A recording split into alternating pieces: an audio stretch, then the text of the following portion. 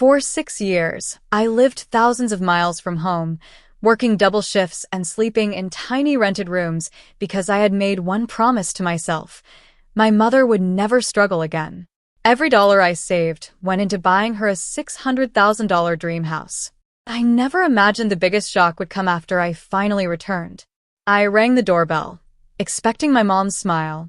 Instead, my brother's wife opened the door, looked me in the eye, and casually said, "The maid's out back. Come in if you're looking for her." The maid was my mother.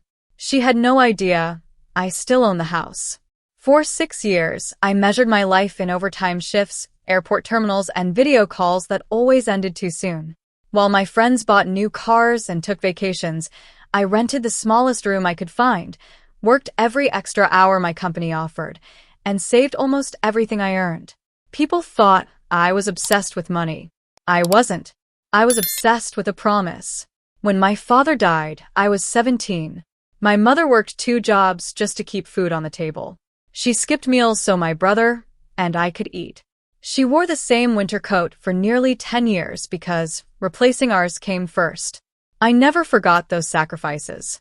So when my career finally took off overseas, I made myself one promise. One day, Mom would wake up in a house where she never had to worry about bills again. 6 years later, that promise became real. A beautiful 2-story home in a quiet neighborhood. Large windows. A peaceful backyard full of flowers. The exact kind of place my mother used to stop and admire whenever we drove through nicer parts of town. It cost me just over $600,000. The happiest day of my life was watching her cry as I handed her the keys. She kept asking, "Are you sure this isn't too much?" I laughed and told her she had spent her whole life giving everything to us. Now it was my turn. For legal reasons, I kept the property deed in my name until we could finish some estate planning later. My mother didn't mind. She trusted me completely, and I trusted her. A few months later, my older brother called. He said he and his wife were having financial problems after their lease ended. "It'll only be temporary," he promised. "We'll help Mom around the house while we get back on our feet." My mother, being my mother, couldn't say no. Neither could I. I was still overseas and believed family should help family. Looking back, that was my first mistake. 3 months later, I finally arranged vacation time. I told nobody. Not my brother. Not my mother. Not even my closest friends. I wanted to see the look on Mom's face when I showed up at the front door carrying flowers and her favorite chocolate cake. After nearly 20 hours of flying, I rented a car straight from the airport and drove to the house. Everything looked perfect from the outside. The lawn was neatly trimmed. Fresh flowers lined the front walkway. There were 2 expensive SUVs parked in the driveway that certainly hadn't been there when I left. I smiled, assuming my brother's life had finally turned around. I grabbed the flowers with one hand and the leather folder containing the original property deed with the other. Then I rang the bell. A few seconds later, the front door opened. My sister-in-law looked at me with polite confusion. She clearly didn't recognize me after 6 years. Before I could even introduce myself, she sighed impatiently and said, "If you're looking for the maid, she's out back. She should be finished cleaning in a few minutes." The maid? For a second, I thought I had the wrong address. "I'm actually looking for the owner of the house," I replied carefully. She smiled. "Oh, we're the owners. The maid just helps with the cleaning." Then she casually closed the door. I stood there, completely frozen. Something inside me refused to believe what I'd just heard. Slowly, I walked through the side gate toward the backyard. The sound of a scrub brush reached me before I saw anyone. Then I stopped. My 70-year-old mother was on her knees, wearing old rubber gloves, carefully scrubbing the patio furniture under the afternoon sun. Just a few feet away, my brother sat comfortably beside the pool, scrolling through his phone with a cold drink in his hand.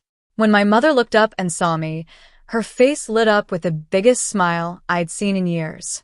But before she could speak, she quietly pulled off one glove, wiped her hands on her faded apron, and whispered, "Please don't make a scene." I wanted to march back inside that house and demand answers. I wanted to ask my brother how he could sit in the shade while our 70-year-old mother scrubbed furniture like she worked for him. But my mother's trembling voice stopped me. Please, not today. I looked into her eyes and saw something I had never seen before. Fear. Not fear of me. Fear that our family would fall apart. So I hugged her, smiled like everything was normal, and told her I was just happy to see her. That afternoon, I checked into a nearby hotel instead of staying at the house. I told everyone I had business meetings in town and would visit again the next day. In reality, I wanted to see what was really happening before making a single move. The next morning, I parked across the street just before sunrise. At exactly 7 o'clock, my mother stepped outside carrying 2 heavy grocery bags. She wasn't going for a walk. She was walking to the neighborhood market. An hour later, she returned with groceries while my brother pulled his SUV into the driveway with nothing but a cup of coffee in his hand. Inside the house, I quietly watched from the open patio door. Mom cooked breakfast. She washed every dish afterward. She vacuumed. She folded laundry. She watered the garden. Meanwhile, my brother and his wife treated the place like a luxury resort. What should we order for dinner tonight? My sister-in-law asked while scrolling through her phone. Mom looked up from ironing shirts.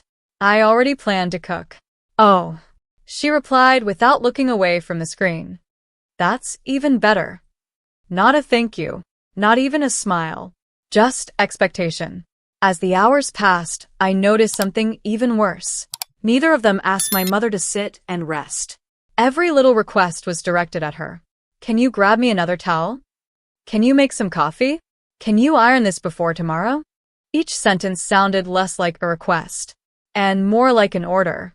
Then came the moment that changed everything. That evening, I walked into the kitchen unnoticed while they were talking in the dining room. I honestly hope she signs the house over soon, my sister-in-law whispered. My brother chuckled. Relax. My little brother isn't coming back. He's built a whole life overseas. And if he does, he'll never kick Mom out. They laughed. Then my brother added something I will never forget. Once the deed's in Mom's name, she'll leave it to me anyway. It's basically our house already. I felt my hands tighten into fists, not because they wanted the house, because they believed my mother was simply the easiest path to getting it. Later that night, after they had gone upstairs, I found Mom sitting alone on the back porch. She looked exhausted. I should have told you sooner, she whispered. They've been under stress. I didn't want you worrying while you were working. Mom, they keep saying they'll move once they save enough. Are they helping with expenses? She hesitated just long enough to answer my question. A little. I knew what that meant. Almost nothing. She looked down at her hands. I just wanted everyone to stay together. I knelt beside her chair. You spent your whole life protecting us. A sad smile crossed her face. A mother never stops trying. I hugged her tighter than I had in years. Then I quietly asked one question. The house paperwork, where is it? She pointed toward the study. Exactly where you left it. That was all I needed to hear. The next morning, while everyone else was asleep, I unlocked the desk drawer. The original purchase documents were still inside. So was the official property title. I read every page carefully, exactly as I remembered. The owner listed on every legal document was me. The transfer had never happened. Legally, my brother had no claim. Neither did his wife. I quietly photographed every document before placing them back exactly where they had been. Then I stepped outside and made 3 phone calls. The first was to the attorney who handled the purchase. The second was to a licensed locksmith. The third was to the property management company that helped maintain the neighborhood. I gave calm, simple instructions. By the end of the following day, every exterior lock would be replaced. Every security code would be changed. Every emergency contact would be updated. And a formal legal notice would be prepared for anyone living in the house without my permission. I didn't tell my brother. I didn't argue. I didn't threaten. Some lessons aren't learned during loud confrontations. Sometimes, the strongest answer is the quiet one that nobody sees coming. The next evening, I asked everyone to be home for dinner. My brother sounded surprised. What's the occasion? I've been gone 6 years, I replied with a smile. I figured one family dinner isn't too much to ask. Mom cooked, of course. I insisted on helping her this time. For the first time since I'd arrived, I noticed she looked lighter. Maybe she sensed something was about to change. We all sat around the dining table. For a while, the conversation was ordinary. My brother talked about work. My mother asked about my life overseas. Then my sister-in-law looked around the dining room with a satisfied smile. You know, she said, I've been thinking about knocking down that wall and opening up the kitchen. It'll make our house feel much bigger. My brother nodded. And maybe renovate the backyard next summer. I quietly reached beside my chair. Then I placed a thick leather folder in the center of the table. Nobody said a word. My brother looked confused. What's that? The original property deed. He laughed. Why are you showing us that?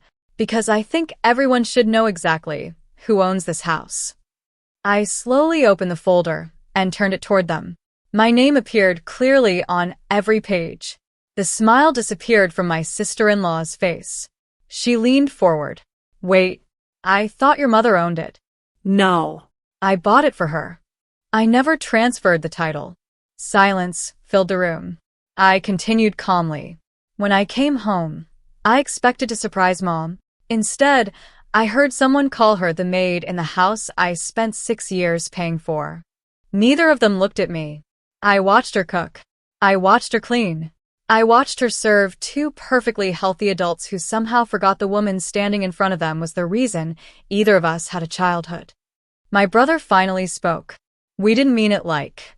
I raised my hand. Don't. You had months to treat her with respect. You chose comfort instead. Then I looked directly at my sister-in-law. You didn't insult a maid. You insulted the woman this house was built for. I slid another envelope across the table. My brother opened it. His face turned pale. It was the legal notice. The locks have already been changed, I said. The security system has been updated. The utility accounts and emergency contacts were changed this morning. You have 7 days to move out. Mom stared at me in complete shock. You did all this? I gently took her hand. I bought this home so you'd never have to earn your place in it. You already earned it the day you raised us. My brother lowered his head. I'm sorry. For a long moment, my mother said nothing. Then, with tears in her eyes, she quietly replied, an apology means something only when respect comes before convenience. 7 days later, they moved out without another argument. A month afterward, I hired a cleaning service and a gardener. The first morning they arrived, Mom tried to grab a broom. I smiled and took it from her. No, Mom. From now on, this is your home. You don't work here. You simply live here. Sometimes people think giving someone a house is the greatest gift. They're wrong. The greatest gift is making sure the person you love never again has to feel like they don't belong inside it.